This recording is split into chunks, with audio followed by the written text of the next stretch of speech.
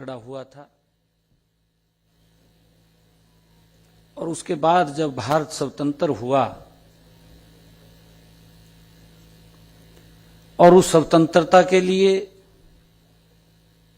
हमारे देश के नायकों ने अपने महाबलिदान दिए, उन लोगों ने महाबलिदान इसलिए दिए कि हमारी आने वाली पीढ़ियां सुरक्षित रहें। जो अत्याचार हम सह रहे हैं, हमारी आने वाली पीढ़ियों के ऊपर वो अत्याचार ना हो। उन्होंने अपने बलिदान इसलिए नहीं दिए थे कि मेरे परिवार से कोई व्यक्ति बनेगा या मेरा परिवार सुखी रहेगा या मेरे परिवार का सदस्य कोई चुनाव लड़ेगा, ये सोच करके उन्होंने बलिदान नहीं दिए।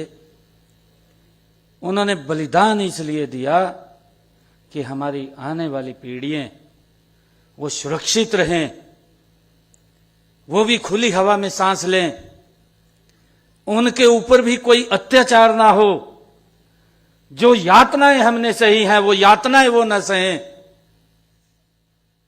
उस कारण से उन्होंने अपनी कुर्बानियां दी हैं। और उस आजाद भारत के अंदर वो दौर वो 1975 में देखने को मिला, उससे भी बड़ा दौर देखने को मिला। इतना बड़ा अत्याचार जिस संविधान के, उस हत्या संविधान के 50 वर्ष हम पूरे होने पर आज 71 हुए हैं। आज हम उस दौर को याद कर रहे हैं कि आजादी के बाद अपने स्वार्थ के लिए ये दौर दोबारा खड़ा ना हो। आज इस अवसर पर हमारे असंध के विधायक, पूर्व में जिलाध्यक्ष योगेंद्र राणा जी, हमारे नीलोखेड़ी के विधायक भगवान दास कबीरपंथी जी, हमारे जिला के माननीय अध्यक्ष प्रवीण लाठर जी, हमारे जिला के प्रभारी जिन्होंने अभी अपना वक्तव्य भी रखा है, भारत भूषण जोयाल जी, हमारी करनाल की मेयर श्रीमती रेणु बाला गुप्ता जी, प्रदेश भारतीय जनता पार्टी के उपाध्यक्ष एडवोकेट वेदपाल जी, हमारे पूर्व में मुख्यमंत्री रहे और केंद्रीय मंत्री आदरणीय मनोहर लाल जी के प्रतिनिधि कविंदर राणा जी, मंच का जो संचालन कर रहे हैं अशोक सुखीजा जी, पूर्व मंत्री शशिपाल मेहता जी, सरदार तरलोचन सिंह जी और उपस्थित हमारे सभी महानुभाव, मंच पर विराजमान सभी नेतागण, आप सबको दोनों हाथ जोड़ करके राम राम करता हूं, प्रणाम करता हूं। संविधान हत्या का ये 50वां वर्ष हम याद कर रहे हैं, उस दौर को जिस दौर में हम ये सोच रहे थे कि अब कोई विपत्ति नहीं आएगी,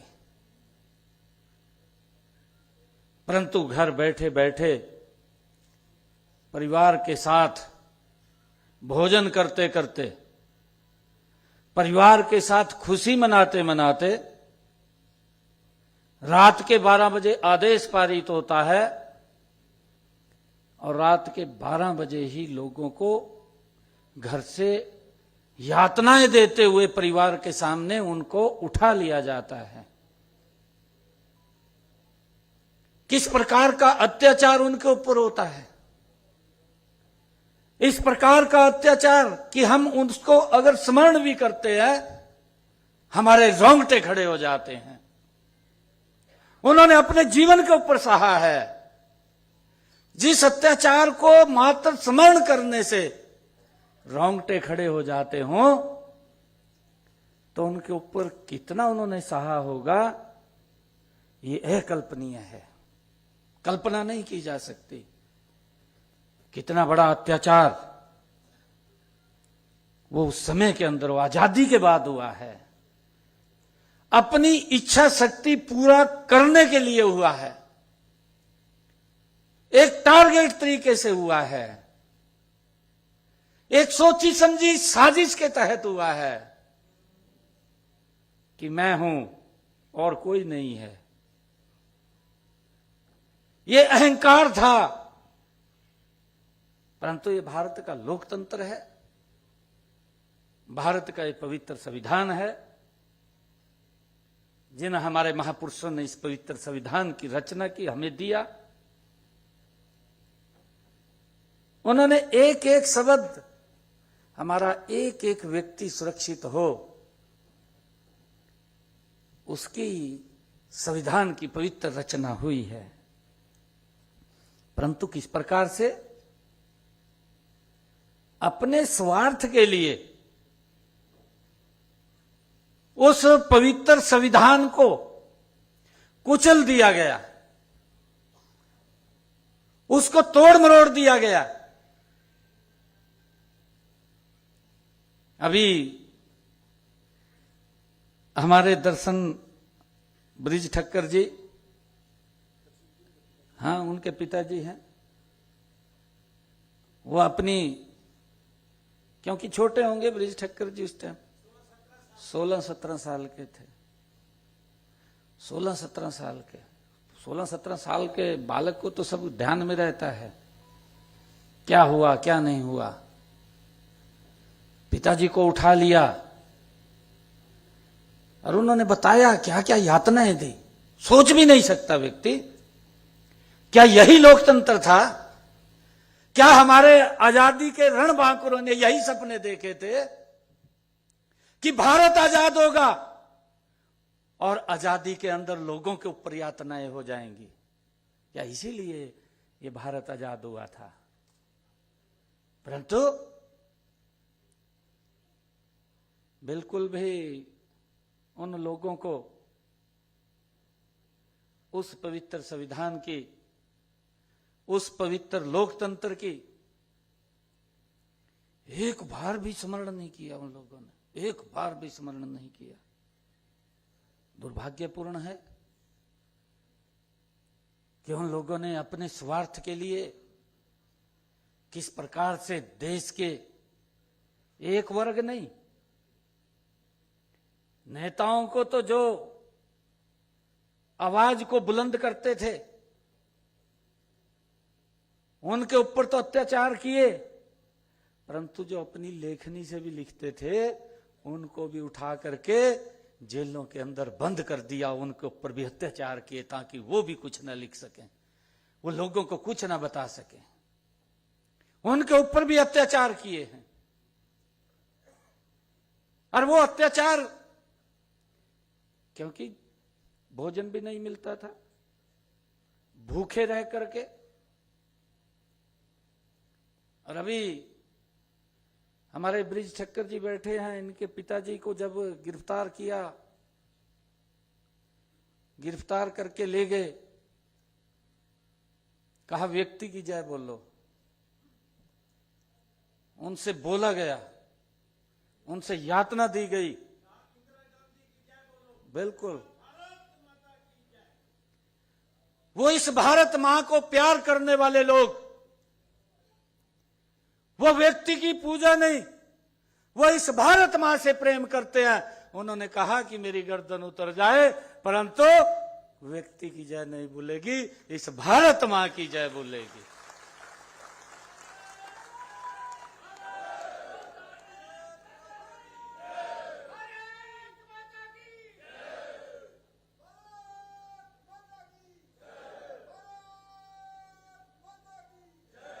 भाइयों, ये वही तो मत वाले थे जिन्होंने इस देश को गुलामी की जंजीरों से काटने का काम किया है। ये वही मत वाले थे, वो नहीं समझे। उनको तो ये लगा कि ये देश हमने आजाद कराया है, परंतु जिन्होंने इस देश को आजादी दिलवाई, जिन्होंने इस भारत भूमि के ऊपर अपने आप को कुर्बान किया,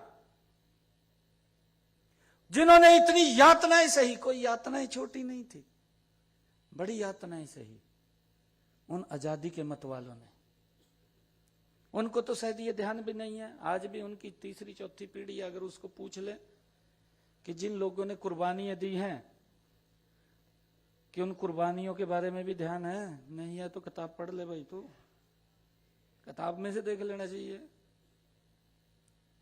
वो हमारे आजादी के मत वाले जब अंग्रेज अत्याचार करते थे, अंग्रेज यातनाएं देते थे, और वो अपनी आवाज को कम नहीं करते थे, अपनी आवाज को ऊंची करते थे, तो उनको गिरफ्तार करके काला पानी छोड़ देते थे, मालूम है। और ये धारणा बनी हुई थी कि अगर कोई व्यक्ति काला पानी चला गया तो वो वापिस नहीं आएगा। ये परिवार को मालूम था कि अगर कोई काला पानी चला गया तो वापिस नहीं आएगा, परंतु उनके दिलों में वो आग जल रही थी, वो आग दहक रही थी कि आने वाली पीढ़ियां हमारी सुरक्षित रहें। 7 समुंदर को पार करके फिर अंग्रेजों के प्रति उस आवाज को बुलंद करने का काम करते थे, जो अत्याचार अंग्रेज हमारे देश के लोगों के ऊपर करते थे। भाइयों, अंग्रेजों ने ये सोचा कि ये लोग समुद्र को पार करके आ जाते हैं, किश्ती भी नहीं थी, तैर करके आ जाते हैं। कितनी यातनाएं उन लोगों ने सही हैं, कैसा वो दौर था। अंग्रेजों ने, ये सेल्यूर जेल तो अब बनी है, उस वक्त तो जेल भी नहीं थी, टापू था। और अंग्रेजों ने सबसे पहले जो जेल बनाई, उन आजादी के मतवालों को, उन क्रांतिकारी वीरों को मोटी चैन से 7-7, 8-8 लोगों को बांधते थे, टापू के ऊपर छोड़ देते थे, भी अब नहीं आएंगे। ये कितना अत्याचार उन सहते थे।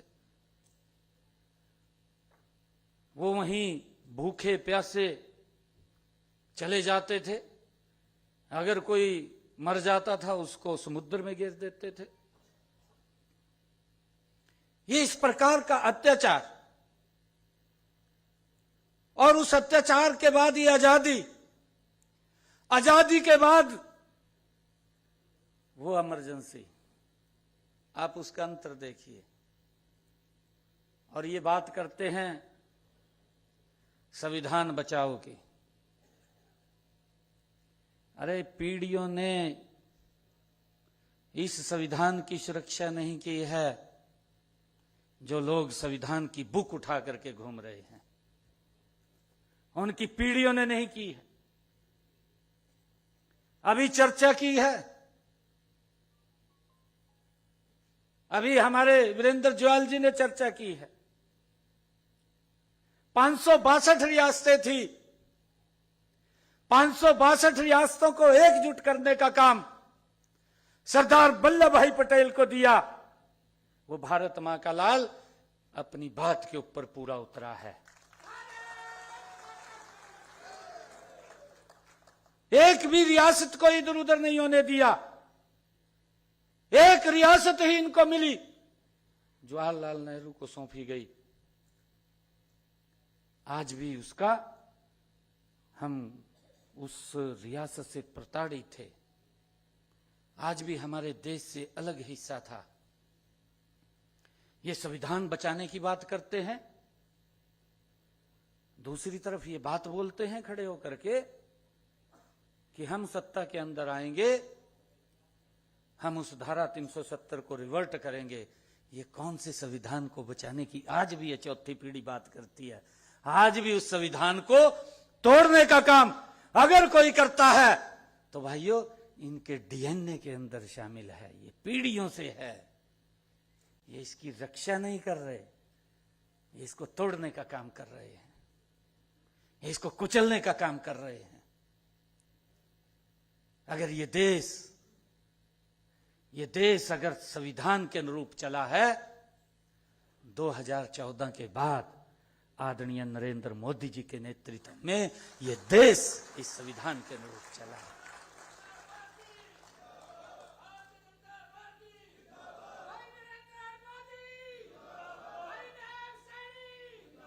भाइयों, हम ये भी देख रहे हैं कि इन 14 वर्षों के अंदर, 2014 के बाद 11 वर्षों में असली आजाद भारत का आनंद अगर देश के लोगों ने लिया है तो अब ले रहे हैं कि ये आजाद भारत है। मैं आजाद भारत क्यों कहूंगा इसको?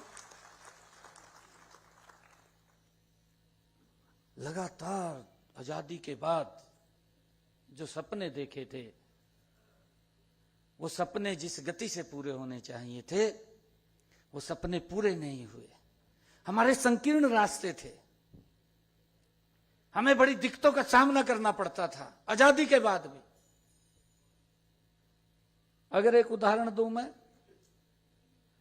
छोटा उदाहरण, आपके यहीं पड़ोस का उदाहरण है। भारत मां के लाल अटल बिहारी वाजपेयी जी ने 4 लेनिंग की परिकल्पना की। पहली बार 4 लेनिंग की परिकल्पना हुई उनके समय के अंदर, और उन्होंने कहा कि हर रोज एक्सीडेंट्स होते हैं,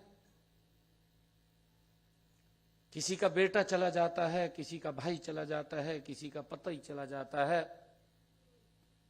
हमें अपने रास्ते चौड़े करने चाहिए। ये हमारे ही करनाल से जो रोड निकलता है, आपको मालूम है, हम इतने संकीर्ण रास्ते के ऊपर चल रहे हैं, हम आजाद कहां हैं? कहीं जाम लग रहा है, कहीं एक्सीडेंट हो गया, किसी की जान चली गई है। हम उसी गुलामी में थे। अटल बिहारी वाजपेयी जी की परिकल्पना थी कि हमारे रोड चौड़े होने चाहिए, और 4 लेनिंग शुरू किया। दिल्ली से लेकर के अमृतसर तक, पाकिस्तान के बॉर्डर तक 4 लेनिंग शुरू किया। आप सबने देखा है, काम शुरू हो गया, गति से काम चल गया। एक शब्द और बीच में कहा कि व्यक्ति भूल जाते हैं कि इतना अत्याचार हुआ है, हम अत्याचार भी सहन कर रहे हैं, उसके बावजूद भी हम भूल जाते हैं। अटल जी ने यह शुरू किया और उसके बाद फिर वही कांग्रेस की सरकार बन गई 2004। हम सबको मालूम है। मैं चर्चा इसलिए कर रहा हूं, मैं इसलिए बता रहा हूं क्योंकि हमारी आने वाली पीढ़ियों को उस बारे में पूरी जानकारी होनी चाहिए। ये मैं आजादी की बात नहीं कर रहा, ये मैं आजादी के अंदर जिन लोगों ने कुर्बानियां दी उस समय की भी बात नहीं कर रहा। मैं तो अभी ताजी बात कर रहा हूं कि आजादी में और स्वाधीनता के अंदर जब हम गुलाम होते हैं, गुलामी के अंदर हमारा जीवन कैसे होता है। आजादी में हम खुली हवा में सांस लेकर के जीते हैं, और गुलामी के अंदर हम भींच करके, एक शब्द है ना कि वही घुटन महसूस हो रही है, घुटन महसूस होती थी। ये गुलामी का प्रतीक है, घुटन गुलामी का प्रतीक है। और जब कांग्रेस की सरकार बनी, हम सबको मालूम है, इसी रोड के ऊपर जो काम गति से चला था वो काम धीमे हो गया, और धीमे होते होते एक समय ऐसा आ गया कि ये पूर्ण रूप से रुक गया। क्या स्थिति थी? हर रोज जाम लगते, हर रोज एक्सीडेंट होते। करनाल से अगर दिल्ली जाना था मेरे ख्याल से 6 घंटे लगते, इतना समय लगता।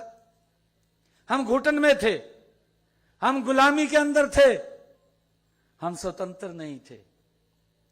अगर स्वतंत्रता का आनंद हमें देखा तो जब नरेंद्र मोदी जी देश के प्रधानमंत्री बने, भाइयों दिल्ली से इस रोड के ऊपर आप चढ़ जाइए, अमृतसर तक आपको उतरने की आवश्यकता नहीं है। ये आजादी का प्रतीक है। ये देश बदला है, गति से बदला है, उनके सपनों का भारत बन रहा है जिन्होंने कुर्बानियां दी हैं। और आदरणीय मोदी जी ने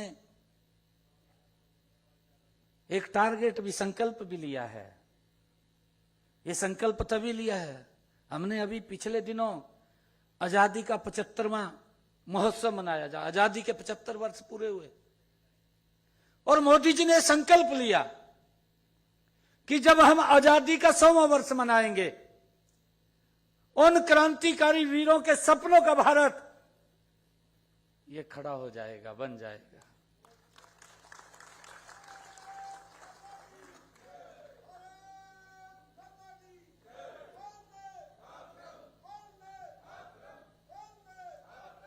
परंतु इसमें किसी एक व्यक्ति का योगदान नहीं होता, ये देश के 140 करोड़ लोगों का योगदान होता है। जब इस प्रकार का नेतृत्व जो बिना भेदभाव के काम करता हो, जो कभी किसी से भी अन्याय न करता हो, जो न्याय की ही बात करता हो, इनके समय में तो देखा है जो ये संविधान की बुक उठा करके घूम रहे हैं, इनके तो प्रधानमंत्री ये भी उस समय उसी संसद के अंदर सदस्य था। हम सब जानता है, पूरा देश जानता है, कभी भी संविधान की इन्होंने सम्मान नहीं किया।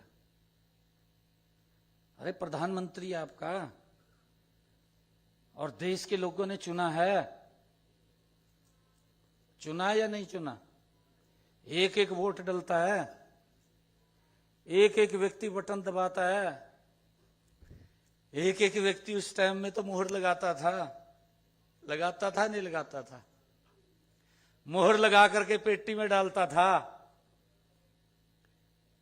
ये देश का प्रधानमंत्री है, ये उनका प्रधानमंत्री नहीं था। वो एक निर्णय कर देता है, देश के हित में करता है, और ये इनका युवराज उसी लोकतंत्र के मंदिर में खड़ा होता है, पूरे देश के सामने पूरे देश का अपमान करते हुए उस बिल को फाड़ करके उसको ऊपर फेंक देता है। कहां इन्होंने इस संविधान की सम्मान किया है? भाइयों, हमने इस बात को समझना है। हम ये संविधान हत्या दिवस के 50 वर्ष मना रहे हैं, इसके 50 वर्ष पूरे हुए हैं, हम इसको याद कर रहे हैं, उस दौर को याद कर रहे हैं जो देश के लोगों के ऊपर अत्याचार होते थे। क्योंकि मुझे तो शायद उस समय का भी मालूम नहीं है, जब ये 75 की इमरजेंसी लगी, बहुत ही छोटा था मैं, बहुत छोटा, मुझे सुद्धि भी नहीं थी, बालक एकदम बिल्कुल छोटा था। परंतु हम बुजुर्गों से सुनते थे, बुजुर्ग हमें बताते थे कि एक एक हफ्ता चाहे बरसात पड़ रही है चाहे गर्मी पड़ रही है, चेरी के अंदर और रीख में पड़े रहा थे, घर नहीं आते, ये स्थिति थी है।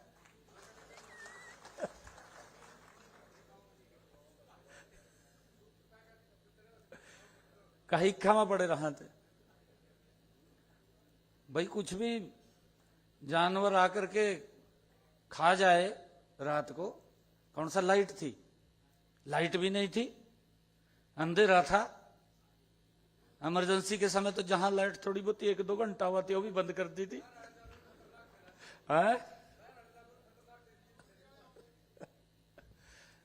ये दौर हमारे पूर्वजों ने सहा है। यहां बैठे हैं ना सारे, जेल के अंदर पड़े रहे, इन्होंने अपने जीवन के ऊपर सहा है, अपने शरीर के ऊपर वो कष्ट सहे हैं। उनको क्या मालूम, उनको क्या मालूम कि आजादी कैसे मिली है। वो तो आजादी का आनंद लिया है, उन्होंने तो आजादी का आनंद लिया है।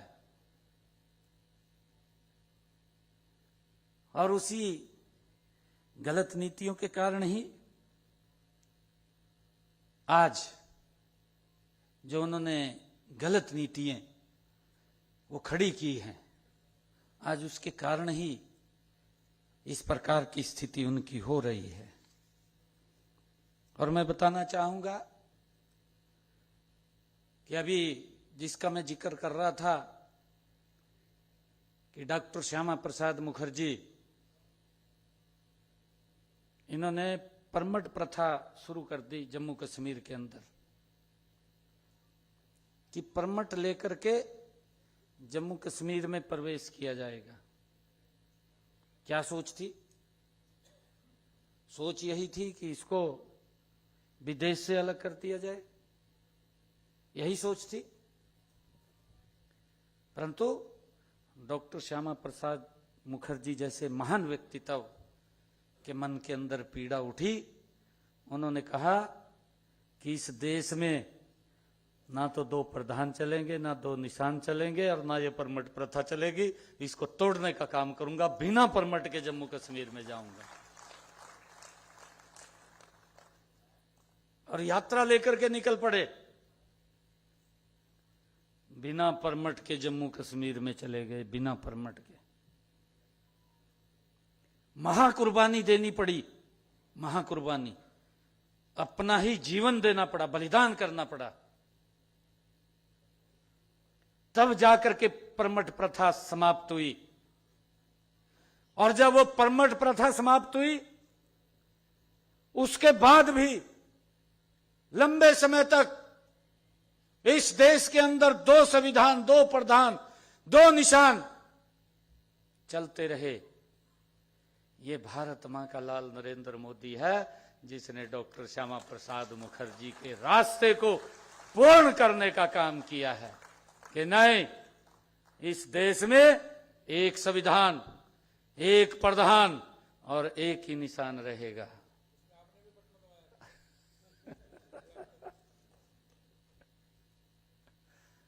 और भाइयों, ये बटन तो इनका दबे है, मेरा नहीं है, इन लोगों का दबे बटन है।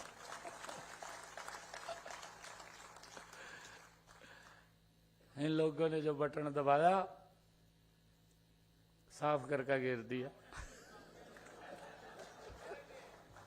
है, और भी गिरा गया।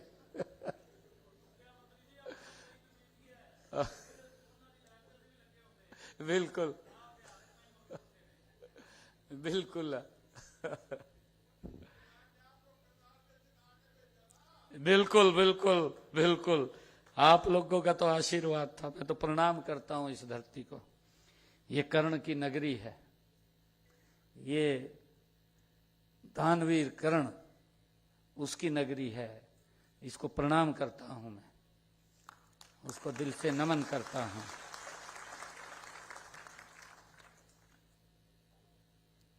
मित्रों, हमने इस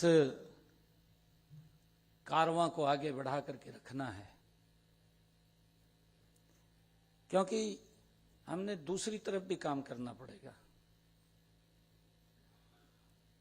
कई बार व्यक्ति अपने शॉर्ट के लिए सोच लेता है, कई बार उसके मन में ये बातें भी आ जाती हैं, कहा भाई मेरा तो काम नहीं होया, मन ने क्या करना कहा, हो जाए ना। ये नरेंद्र मोदी है जी, मैं आपको बता रहा हूं।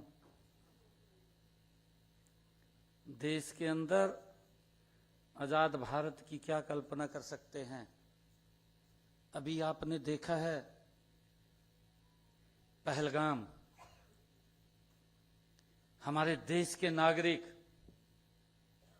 जो अपने परिवार सहित घूमने के लिए जा रहे थे, ये कोई वैसे नहीं हुआ, एक टारगेट तरीके से किया गया। पहलगाम के अंदर एक टारगेट तरीके से, और ये बार बार कहा भी गया कि आतंकवाद ठीक नहीं है, हमारी लड़ाई आतंकवाद की नहीं है। प्रधानमंत्री जी ने कहा, बार बार बोलते हैं प्रधानमंत्री जी कि हमारी लड़ाई गरीबी की है, कि हमने गरीबी को समाप्त करना है, हमारी लड़ाई तो गरीबी के प्रति है, कि देश खुशहाल हो, ये देश मजबूत हो। हमारी लड़ाई ये नहीं है। परंतु उसका भी जवाब जाकर के जहां आतंकवाद जन्म लेता था, वहीं पर जाकर के देने का काम किया है, उस आतंकवाद को मिट्टी में मिलाने का काम किया। किसी व्यक्ति विशेष को नहीं छेड़ा,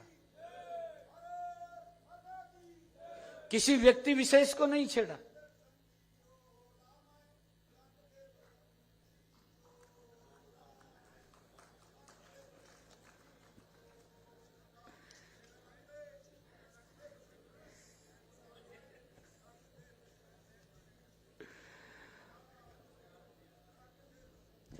हम सबको इस बात को समझना होगा कि ये लोकतंत्र,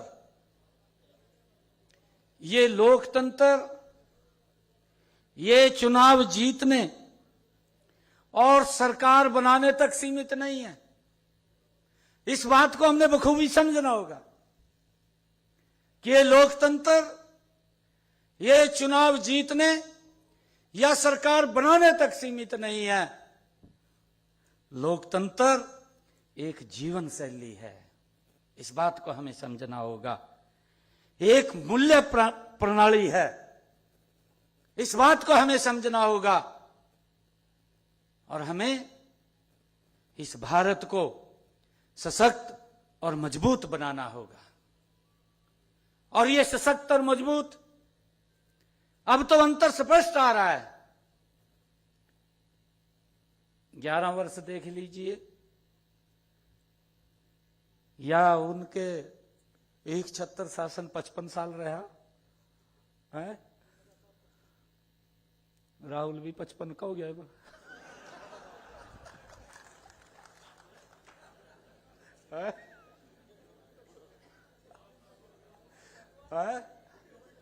परा युवा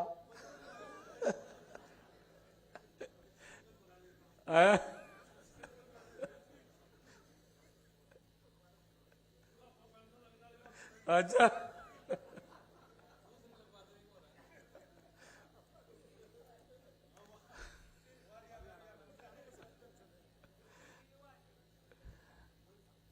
पचपन साल और 11 साल, आपको इसमें अंतर नजर आएगा।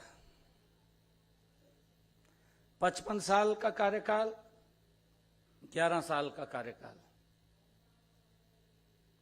उनको फिर भी अंतर नहीं नजर आ रहा, फिर भी किताब उठाएगा घूम रहे है? अंदर भी कुछ नहीं करता।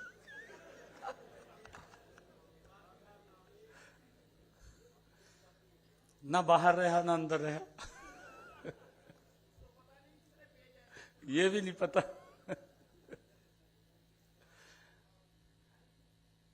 भाइयों, आज हम सब ऐसे समय के अवसर के ऊपर एकत्र हुए हैं जब हम इमरजेंसी के 25 जून 1975, जब हम संविधान हत्या के ये 50 वर्ष पूरे हुए हैं, और हमें आने वाली पीढ़ियों को, आने वाली जनरेशन को इसके बारे में अवश्य अवगत कराना चाहिए। मैं तो बुजुर्गों से कहूंगा कि उस समय के दौर परिवार में बैठ करके बच्चों को बताने चाहिए, उनसे शेयर करने चाहिए। हम देखते हैं अपने महापुरुषों की जयंतियों को मनाने का अवसर भी हमें 2014 के बाद मिला है। अपने महापुरुषों की जयंतियों को हम इसीलिए मनाते हैं कि हम उस दौर को याद करें जो उन्होंने जिया है, जो उन्होंने भुगता है, और उन्होंने कहीं ना कहीं कुर्बानियां दे करके इस देश और राष्ट्र की रक्षा की है, इस मानवता की रक्षा की है, अपने आप को उसमें जलाया है, अपने आप को तपस्या की है, अपने आप को जो बोलते हैं कि भस्म किया है, तब हम सब के लिए सुख की सांस उन्होंने दी है। हमें इसीलिए हम उनको याद करते हैं, ताकि वो इतिहास, वो दौर आने वाली पीढ़ियों को भी वो ध्यान में रहे, उनको याद रहे। हम देखते हैं कि यही तो भारत है, जिस भारत में दुनिया से इतनी बड़ी कुर्बानी नहीं दी है, जिसकी 3 पीढ़ियों ने कुर्बानी दे दी हो। दी है नहीं दी? गुरु तेग बहादुर, गुरु गोविंद सिंह जी और उनके पुत्र, चारों साहिबजादे, 3 पीढ़ियों ने कुर्बानी दी हो इस राष्ट्र के लिए, इस धर्म की रक्षा के लिए। उन लोगों ने कुर्बानियां दी हैं।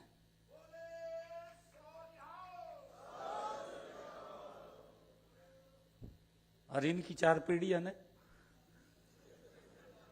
है